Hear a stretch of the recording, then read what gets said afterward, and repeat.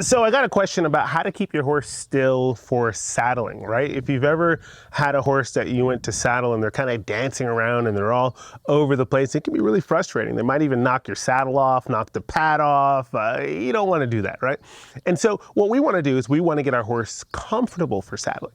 We want them to know that when we saddle them, that it's not going to be disruptive or uncomfortable, that it's actually a good place, a good thing to have done with them. And so the way that we do that is we make saddling a good thing. So for a green horse or a horse that hasn't been saddled much, what I'll actually do is I'll actually do a lot of groundwork with my horse before I saddle them up. I might send them off, walk, trot, canter, get them in a little bit of a lather, get them sweating a little bit, get them huffy and puffy, and then I'll cool them down a little bit, but then I'll bring them over to the hitching post, take a deep breath, and I'll let them rest and relax on the hitching post, right? And so now as I'm saddling them up, right, now they're resting, they're relaxing, they're taking the opportunity to enjoy being saddled up because they're not working, right? And so then they begin to develop the habit of, oh, when the saddle comes up, I get to just rest and relax here and lower my head.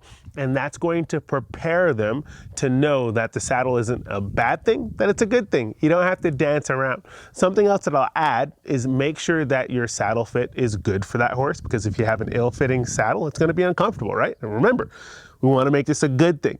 Make sure that your girth, that your cinch, that they're not pinching, and that you have everything well fitted so that the saddling process is an easy peasy thing that your horse is comfortable with and isn't worried about.